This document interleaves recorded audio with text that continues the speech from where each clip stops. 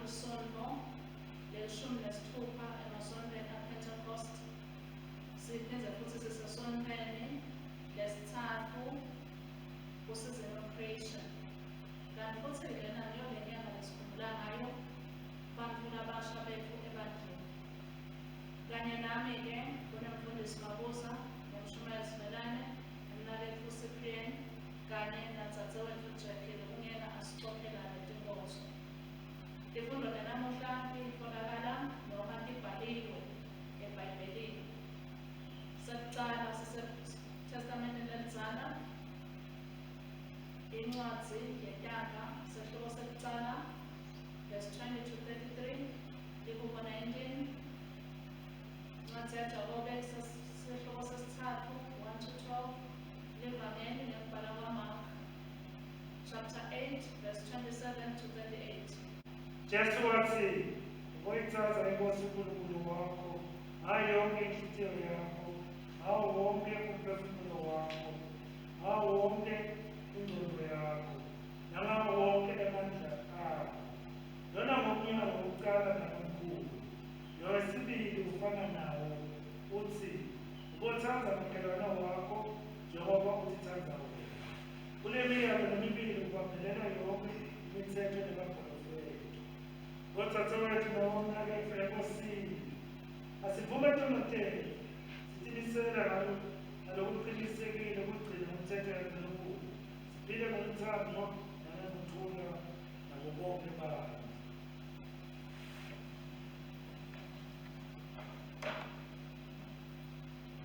Nkulunkulu uSomandla, Baba wethu osezulwini, siyalithoba siyavuma ukuthi sonke kuwe, ulicala lethu, sosondele ngokucabanga nangokukhuluma nangokukhulekile, nanoma kwempilo kufanele sikwele.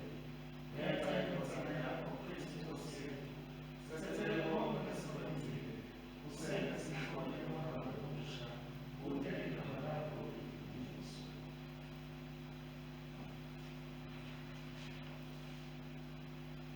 uNkulunkulu uSomandla luthethelela bonke labaphendula ngeqiniso, akalihawukele anithethelele iplanoto yakhe, akhulule kulo, animise anigcinise kulungani bonke, anigcine ephilele umlele nanini.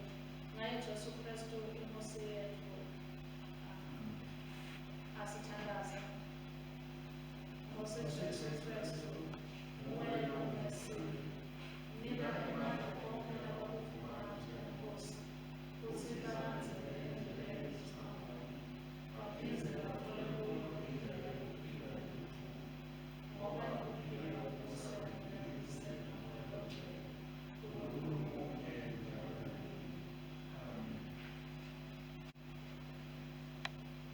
Silivuselele ibandla egameni lenkosi nemsindisi wethu Jesu Kristu. Amen. Asithandaze. Baba wethu longcwele, siyabonga livi lakho Nkosi lesewusinikele lona namhla ekuseni.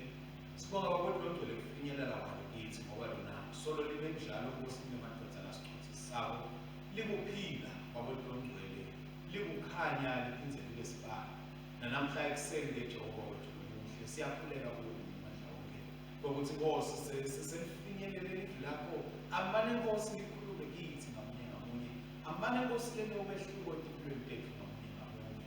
Sithi-ke Baba wethu longcwele, yena kuthi emavi emlomo wami sidla kwade inhliziyo tethu, kwemukeleke kuwe wena Jehova gcwala lethu laphakathe, ngaye Jesu Kristu Nkosi nomsindisi wethu. Amen. Badlali bahlala phasi.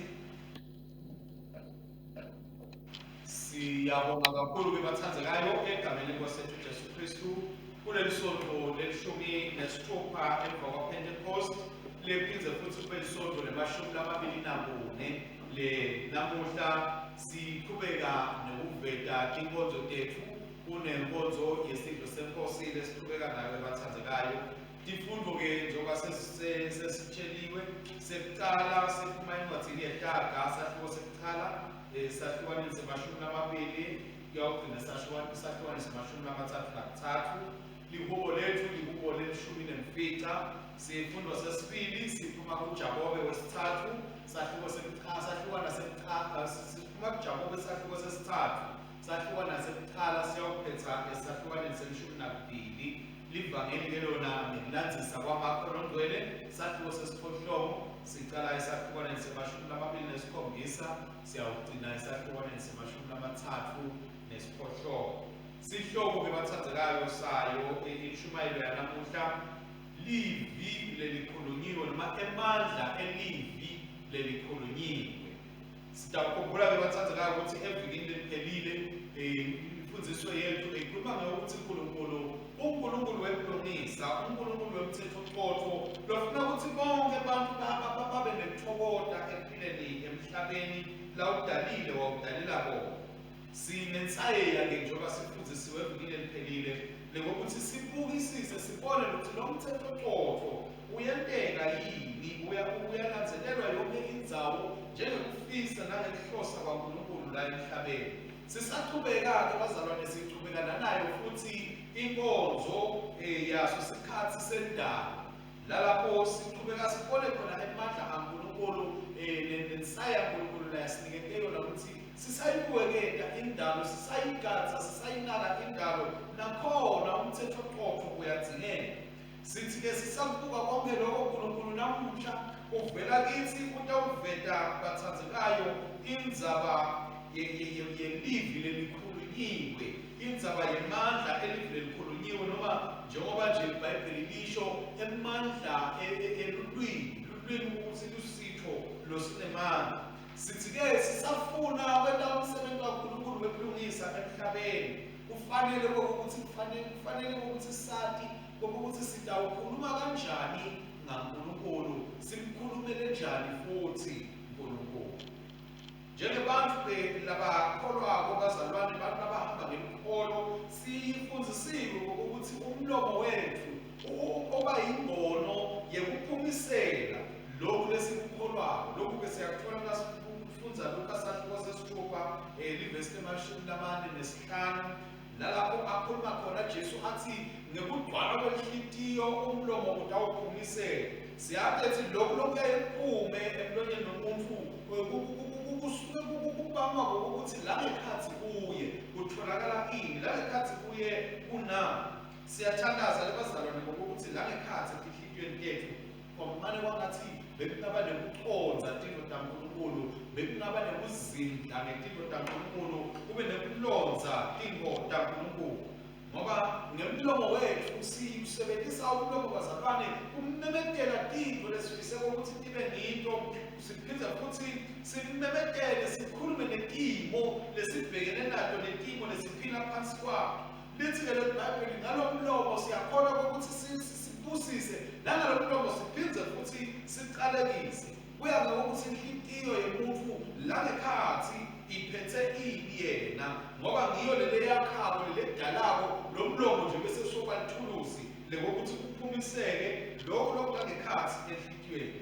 Umuntu kwabazalwane ukuthi siyakhona yini ngokuthi sibambe emandla elivi laNkulunkulu, sihlale ngalo, sizindle ngalo, kude kokuthi nasiphumisela ngemlomo sibe bantu labaphumisela livi laNkulunkulu. Siyakhona yini ngokuthi sithathe impilo tethu sikhulume etikwetimpilo tethu, simemetele etikwetimpilo tethu letintfo uNkulunkulu latifakile evini lakhe, letethembiso uNkulunkulu lasinikete tona. Ngoba umsebenzi walo mlomo bazalwane ngiko kwenta njalo, umemetele ukuthi ngiyaphila egameni leNkosi yethu Jesu Kristu, ngibusisekile egameni leNkosi yethu Jesu Kristu, ngingetulu kwebanqobe egameni leNkosi yethu Jesu Kristu. Lokufuna kuphuke langekhathi kithi etinhlitiyweni tethu bazalwane. Lokhu kuqoka bazalwane ngokuthi kufuneka ukuthi uma sikhuluma sibonakale sibantu labaveta inhlakanipho nelwati loluphakeme lwaNkulunkulu. Lala sithina sifundza encwadzini yetaga sive ukuthi lwati noma inhlakanipho iyamemeta etitaladini, nanathi kuthiwa kufanele ukuthi lo lwati nenhlakanipho iqubuke nangekhathi kithi siyimemete bathandzekayo etitaladini, ngoba sithithwe nguNkulunkulu, kunemsebenzi, kunemandla kaNkulunkulu nangekhathi kithi. Ngakho impilo tethu tiyakhona ukuthi tiphumelele ngoba sinalokho. Liyasitshela leli Bhayibheli bazalwane lesilifundzile encwadzini yetaga ngokuthi sitawukudla titselo temisebenti yethu, sitawukudla titselo talokhu lesikukhulumile, lesikumemetile sikhululekile ngoba sikumemeta ngekukholwa sethemba ukuthi kungiko kutawuba ngiko futhi le nkulunkulu lasibhidele kiko noma nkulunkulu lasinikete kona. Simemetele leto tinto unkulunkulu lativetako ngetimpilo tethu lativetako kithi sisahleli kuye ngamoya longcwele. Lokhu unkulunkulu lathi asikuvete sikumemetele kube ngiko bathathekayo lesikukhiphela ngaphandle kwemlomo ngoba lo mlomo emavi lesiwakhulumile avela ngokuthi anemandla ayakhona ukuguqula timo ayakhona kwenta tintfo tenteke bathandzekayo. Siyadzinga-ke bazalwane ngokuthi sikhulume le tintfo unkulunkulu latikhulumako ngathi sikhulume le tintfo unkulunkulu lathi singito simise simelane nale tintfo Sathane lafika atikhulume ngathi noma afike athi singito sikubambe sikhulume sigcizelele lokhu unkulunkulu lakhulumako ngathi kude kokuthi timpilo tethu titewukhonza tihambe endleleni nale ndzaba nje imithetho uqotho lesikhuluma ngayo ibe yindzaba lokhanza ukuthi ikhona ingekhathi kithi ngoba sihleli kusimakadze sikhuluma tintfo letihambisana nasimakadze. Lihubo lanamhlanje bazalwane lisifundisa ukuthi emavi lakhulunyiwe anemandla ngoba amemetela kukhulu kaNkulunkulu amemetela kulunga kwaNkulunkulu kule mpilo lesikiyo. Yebo inhlitiyo lezindla kaNkulunkulu yenta ukuthi lo mlomo nanawo uphumisele tintfo letihambisana naNkulunkulu tintfo letiphatselene naNkulunkulu. Kungako nje lelihubo lanamuhla sesiliphetha liqhamuka selivela umbhalwa lelihubo ngasakhalathi Nkosi kwangathi emavi emlomo wami nekuzindla kwenhlitiyo yami bengemukeleka kuwe ngoba uyathi ukuthi lo mlomo nalenhlitiyo kuyahambisana. Lo mlomo ukhipha lokho lokuphuma la enhlitiyweni lefanele lenhlitiyo itholakale njalo izindla ngetinto letinhle kaNkulunkulu ithintwa uzindla kaNkulunkulu ithintwa livi laNkulunkulu. Sithi nasiqhubeka-ke bazalwane sifunze nendzaba lebhalwe kuJakobe lapho Jakobe abhalela khona libandla. Siyamuva Jakobe uyakhuluma namhla uthi asesibe bantu labajwayelako noma labafundzako noma labakhuthalako ekuthenini silalele kakhulu kunekukhuluma kwethu ngoba kuningi lesitawukhona ukuzuza ngekuthi sibe bantu labalalelako kunalabajaha kukhuluma. Uthi inkinga kwethu ukukhuluma esikhathini esiningi umlomo bese soyakhipha nje uyakhuluma ukhanze kokuthi sewukhipha netinto letingafanele ngoba awusiyo into lelawuleka malula kodwa ngiyakholelwa ukuthi lenhlitiyo nayicukile uNkulunkulu uyakhona ukuthi lo mlomo ulawuleke ngoba uthi Jakobe lolu lwimi luyinkinga ngoba umuntu uyakhona ukuthi silonde sasendle asithathe asifuye asende simlalele simthobele kodwa inkinga yelulwimi aluthobeki muntu luyagijima nje luphafute lwende lokwanalokwa lokuthi inkinga. Sibonile kubathandzekayo njengoba nje sibona ngokuthi kuleti nsuku kunemsindo lomuningi lapha eveni bantu bafuna amalungelo abo labanye abafuni kubanike amalungelo abo. Nawuhleli ulalela ukeva bakhuluma uyekothi loyo uyakhuluma naloyo uyakhuluma lolu ukhuluma kwakhe nalo ukhuluma kwakhe lolu uhlasela lona nalo uhlasela lona basebenzisa dinding letinto letitsite setikhulunyiwe bazalwane sase siyayibona nemiphumela yabo. Labanye bakhulume ukuthi batawulwa nemlilo sibonile vele imililo seyiqubuka le nale labanye bavekathi kungahlakwenile sabona vele sekungasahambeki sekunjani ngoba lo mlomo bathandzekayo uyadala udale letinto letitawube sesetiyendele. Lokuhlungu kokuthi esikhathini esiningi njengoba asho Jakobe letinto sibe sesiyatikhuluma sitikhuluma mhlawumbe sisikwatile sitikhuluma singakathokothi singekho njani bese kubalukuni kusasa sekukuthi sesiyathatha sesidinguyisela emuva. Kungako athi Jakobe asifune kwabantu labaqinako ekulaleleni sinciphe nalana ekukhulumeni. uNkulunkulu-ke bazalwane lotawusisita ngamunye nangamunye kokuthi sikwakhe kokuthi silawule lolu lwimi kokuthi lingabi lulwimi lolushelelako lolugijimako kodwa kube lulwimi lolukhuluma tintfo taNkulunkulu ngoba uma sesinaNkulunkulu ngekhatsi kithi tintfo letitawukhuluma ticubuke kithi vele tintfo taNkulunkulu tintfo letihambisana naNkulunkulu tintfo letiphakamisa Nkulunkulu tintfo letidumisa Nkulunkulu. Kodwa uma ngabe kungasikho kanjalo vele sitawuthi ikhanza sisetimeni letimbi, sesikhulume tintfo mhlawumbe letingeke tivakaleke kahle noma sikhulume kabi singaconsi, kodwa bese kuthatheka kabi sekuhamba sekuba tinkinga njengoba sibona nje kuleti nsuku ngokuthi sesishayana ngemagama ngala nangala.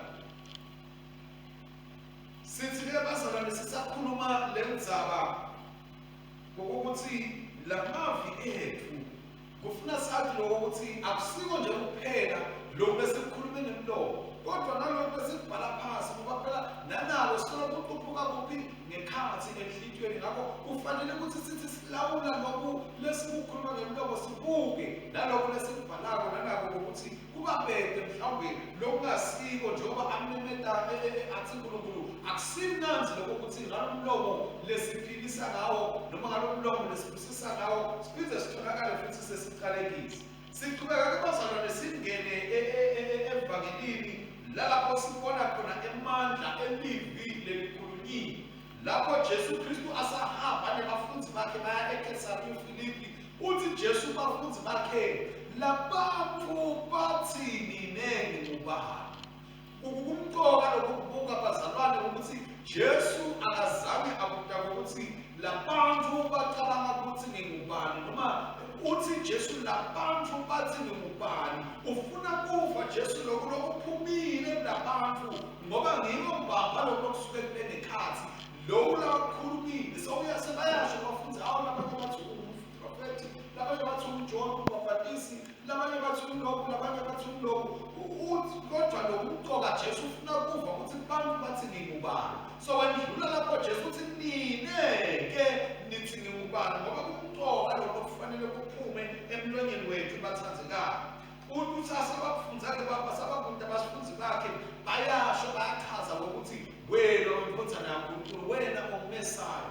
Lokhu kufakazelana emafu lesiwathola encwadzini yabaseRoma sakhiwo selishumi livesi lefica neleshumi la lakhuluma khona ngokuthi umuntu uyawuvuma ngemlomo, uyawukholwa ngekhathi enhlitiyweni bese uvuma ngemlomo wakhe ngokuthi Jesu Kristu uyinkosi nemsinzisi bese bakusindiswa kwakhe. Jesu kwangathi uthi kakhuluma kunabafundi ukuthi ngifuna niyisho nine ndethu ngokuthi nithi ngubani ngoba kumqoka lokhu lokuphuma emlonyeni wakho ngoba ukhuluma lokhu lokuqhubuka nengekhathi enhlitiyweni.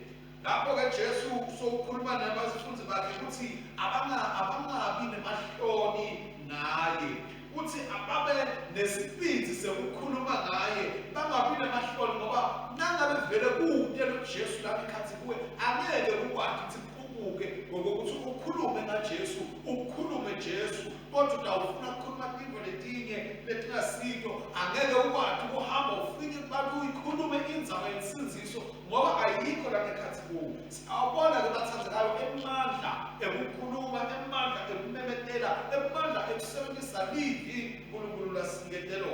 Siyabitwa-ke siyacelwa bazalwane ngokuthi sicaphele ngokuthi sikhuluma ini, sikhuluma kanjani. Asingafuni ukukhuluma emavi mhlawumbe labulalabo lahlipitako etimpilweni ethu nasetimpilweni tebantu bethu ngoba labanye bazalwane sebajwayele lokuthi bakhulume letinto leti bangati lokuthi kulokukhuluma kwabo sebayadala. Umuntu aphele kusho ukuthi hayi lesilima lesi awulokufana lokubi asho umuntu umfana lodelwe nguye esikhundleni sekuthi amemetele tindzaba ukuthi wena ungetulu kwebanqobi, wena ungumfana lolalelabo, wena umfana lotawujumisa ubonge uNkulunkulu ngoba uNkulunkulu ufuna sente kanjalo bazalwane sisebenzise lamavi ukukhuluma ngokuthi tinto tenteke letinto lesingatiboni. Lisho njalo iBhayibheli lithi kukholwa kuqiniseka ngetinto lesingakatiboni kodwa bese siyatikhuluma letinto letingekhathi kuwe, tiqhubuka ngekhathi kuwe, tifakwe livi laNkulunkulu langekhathi kuwe, uyakhona ukuthi utikhulume. Nasenta njalo bazalwane siyakhona ukuthi sibuyise ukuconza empilweni yethu, kodwa nasawukhuluma lamavi labulalako labhidlitako sivumela sisitha lesingisathane sithola indlela yekufinyelela langekhathi empilweni yethu. Asikhulumeni bazalwane emavi latawushintsha ukucabanga kwethu, sikhulume emavi latawushintsha ukucabanga nekwenta kwabantu bethu, emavi laphuma evini laNkulunkulu laphocelelako ngokuthi ukuthi intipho ihambe kahle. Uma senza kanjalo sitawuthokoza ngebantu bethu. Uma senza kanjalo sitawukwazi ukuthi intipho titawulunga empilweni tethu. Kwakathi uNkulunkulu angasita abazalwane ngokuthi sikhone ukuthi siwulawule umlomo, siwulawule lesikushoyo, sifuna kusho letinto letitawuphakamisa tijulise uNkulunkulu. Ngoba nasifundza encwadzini yentaka sahluko selishumi nesiphohlongo livesi lemashumi lamabili nakunye liyakhuluma kokuthi emandla ekufa nekuphila asemlonyeni. Ngakho nangabe sifuna kubona lokuhle empilweni tethu, asadini bazalwane sichozisise lamandla lasemvini lelikhulunyiwe, sikhulume lamazwi nangiwo empilweni tethu, sikhulume lamazwi nangiwo tikwelive lethu, sikhulume lamazwi nangiwo timo lesiphila kito, sikhulume lamazwi nangiwo timpilo tebantu bethu, sibone uNkulunkulu awenda umsebenzi wakhe omkhulu nalomangalisayo egameni lenkosi nomsindisi wethu Jesu Kristu. Amen. Sikhuleke. Nkosi uNkulunkulu, Baba wethu, siyakhona susa ungakhona kwethu. Sisimamise ukuto tonke inkinga nekuvivinya kwalomhlaba. Ume thina nalabo abathandzako sihlasele nemimoya emibi. Vusela ithemba lethu, uwe usisite sicale sikhale kuwe. Nkosi nesihawu sakho. Yiva ukuthandaza kwethu. Nkosi lonemusa. Ngikwati kutsi labafundzisako bayodlulelwa ngesandla lesiqinile. Usisa kuthishela, etikolo, emakolishi, emanyuvesi, emasonto ethu. Bagcine bethembekile evini lakho, kute kutsi bangagilwa kuloko labakushoyo. Nkosi nesihawu sakho. Yiva ukuthandaza kwethu. Nkosi Babe wethu, kuma tilwimi tethu kute tingagijimi kukubi, tiphindze tingagcwalisi shevu. Tigucule nemoya wakho kutsi tingacalekisi, tingetfuki bantfu labadalwe ngemfanekiso wakho, kepha tibe nguletibusisa wena nebantfu bonke. Usivimbe singadingwe ngalesikudlule. Nkosi nesihawu sakho. Yiva ukuthandaza kwethu. Nkulunkulu Simakazi, lotsandza tilimi letiphatsi temandla tethu. Inkosi nandvunankulu, emalunga ephalamende, timphunga tasemaphalamende, baholi basemimangweni, baholi bemacembu etemabusavi, emajaji, baholi betinhlangano tasemimangweni, nekutsi bangagilwa ngulabakushoyo, kepha bakhulume ngekuhlakanipha, bahole ngemutsandvo yakho. Nkosi nesihawu sakho. Yiva ukuthandaza kwethu. Nkosi Nkulunkulu, wetsembisile kutsi tonke tintfo tiyendlela kulowo lokholwako. Ngaloko kukholwa siletsa embi kwakho sive setfu, laba labasishonele, nalabo labasetinhlungwini, labo labebete imisebenti, labo labagulako, nalabo labahlushewako, nalabo labahlukumetako, kanye nalabo labadzinako.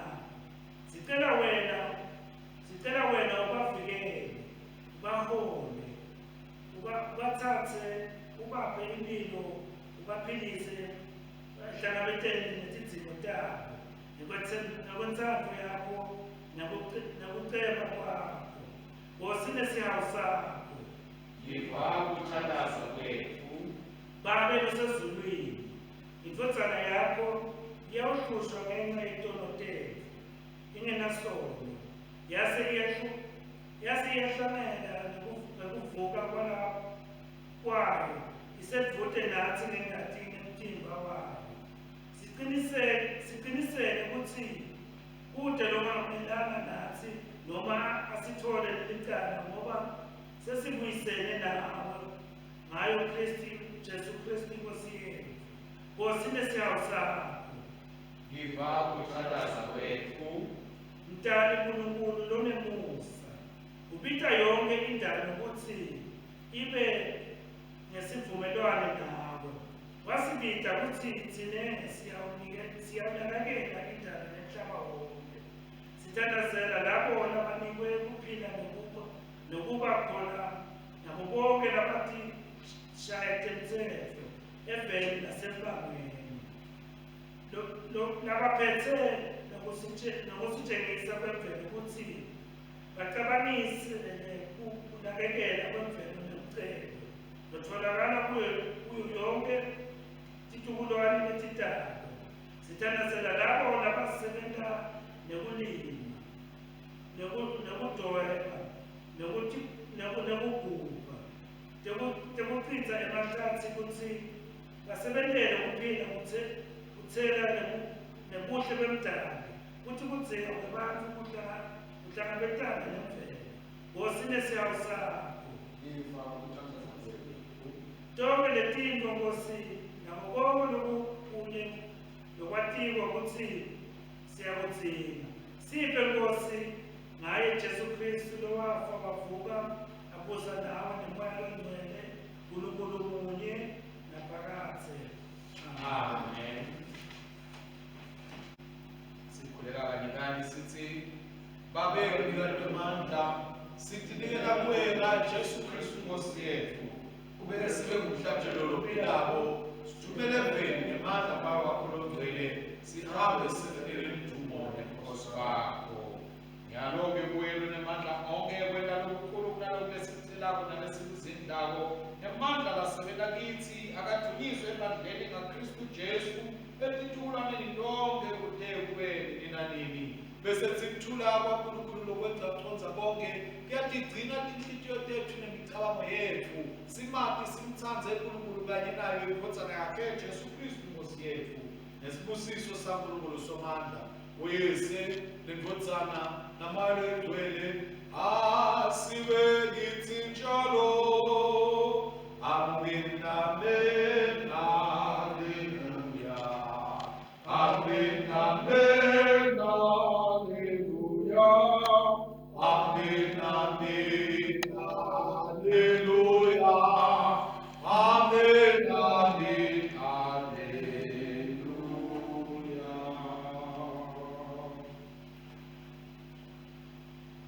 Siyabonga kakhulu basibane inkonzo yethu. Siyabonga uMshumayeli asalo asithuba. Ibandla lisukume. Ngathandzeka Nkosini asambeni ukuthola nanomkholo sisebentele inkosi. Egameni la Kristu. Amen.